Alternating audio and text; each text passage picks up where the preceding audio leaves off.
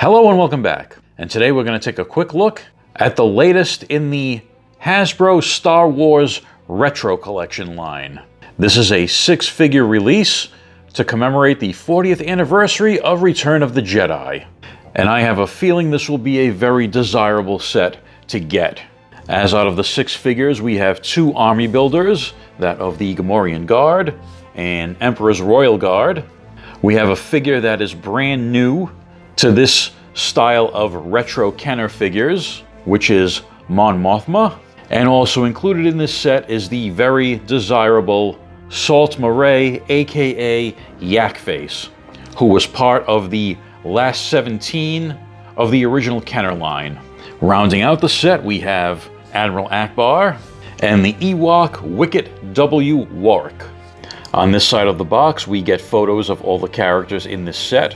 Presumably, these will be the photos that are pictured on the individual card backs. The back of the box has the same photo as the front with the 6 figures, and all the legal mumbo jumbo on the bottom. Now, I've heard tell that Mon Mothma is supposed to come with an accessory, a repro of the Princess Leia blaster, and that some of the sets that people received did not have that blaster. But I'll note that on the photo of the figure on this package, she does not have an accessory. So we'll have to see what that looks like when we open her up.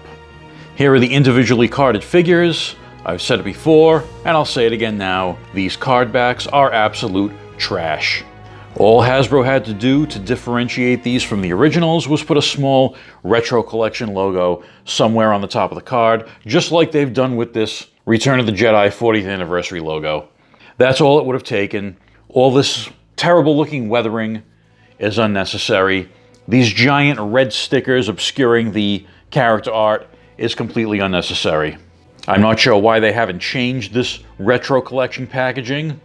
They certainly had no issue going to plastic-free packaging and windowless boxes for all their 6-inch figure lines.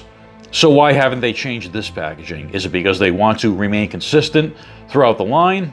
Or is it simply because they don't have to change it because people keep buying them? People like me, that complain about the product yet still buy it. I will certainly admit to my part in this vicious cycle. At any rate, the main reason I buy these is to display the figures loose, so these are all coming off the card anyway. And good news, my Mon Mothma does have a Princess Leia blaster in her package.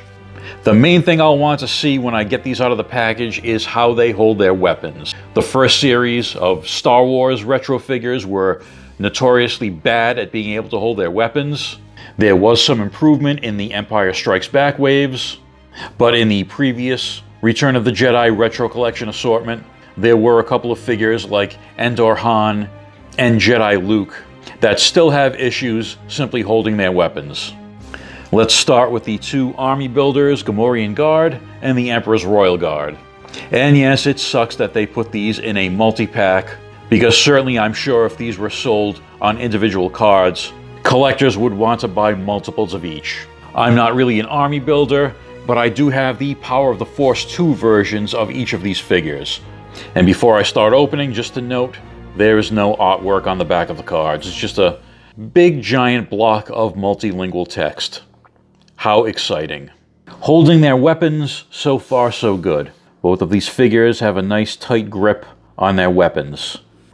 I had the Kenner versions of these characters in my original collection, and I remember what they were like. The fabric on the Emperor's Royal Guard's cape feels the same as that original toy. The plastic on these does not. There is a noticeable difference between the plastic that Kenner used back in the 70s and 80s and what Hasbro is using now. But as far as 5 POA figures, they do what they need to do. Not much to go over as far as articulation.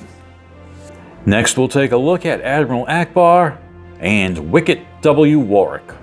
These 2 figures also have a nice tight grip on their weapons, so I'm pretty happy about that.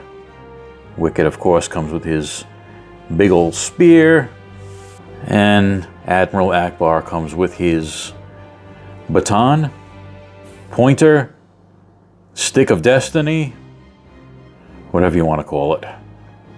I have to say, I really like the paint on these figures. Even though the plastic is different than what Kenner created, the paint apps on these are very clean and nicely done. It's a trap! And now what I think will be the two most desirable figures in this set, Mon Mothma and Yak Face. At the time of this recording, original Yak Faces loose are going for several $100s on eBay. And even the Stan Solo reproductions are commanding hefty prices.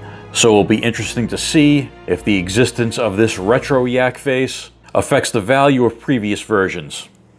I never had the original Kenner Yak Face, so this is the first time I have a vintage style Yak Face in my collection. I had the Power of the Force 2 version.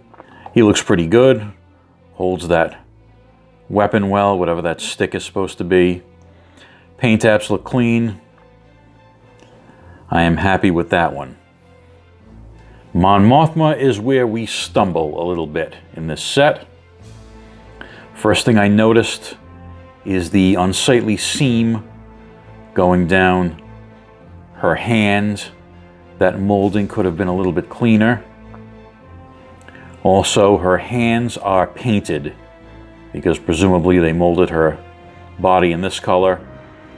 So they had to paint the hands, and the hands are a slightly different shade of flesh tone than what her head is molded in. And they're also done with a very flat, matte finish paint, while the plastic on the head is shiny. So that's a noticeable difference between her head and her hands. And we can also see that she holds that gun very crookedly. Probably a combination of the molding and then the layer of paint being put on the hands. A decent attempt at making a vintage style Mon Mothma figure, but you can definitely tell there's a difference in quality between this figure and original Kenner style figures. At the time of this recording, this set has sold out at Hasbro Pulse, but is still available at the Disney Store online. With shipping, it breaks down to about $14 per figure. The question is that too much? The 5 POA figures that were released in the Marvel line retailed for around $10 or $11, and people balked at that price. And of course, Super 7's Reaction line sell for between $18 and $25 per figure, and people definitely balk at that price. And yet some collectors don't think twice about paying $35, $40 or more for a similar figure from Stan Solo because they appreciate the quality and workmanship of those products. So I think the question of, is it too much, has to be answered by each individual collector. For my part, I am okay with the price. When I got back into collecting, I decided not to try to go back after the vintage pieces that I sold and just build a new collection with modern pieces that reminded me of the vintage pieces. So these fall nicely into that category. So I'm comfortable with what I paid, and I think these will blend in nicely with my current Star Wars display. So what do you guys think? Are you into these retro collection figures? Do you buy them to display loose or on card? Do you hate the card backs as much as I do? Let me know in the comments below. Thanks for watching, and I'll see you in the next video.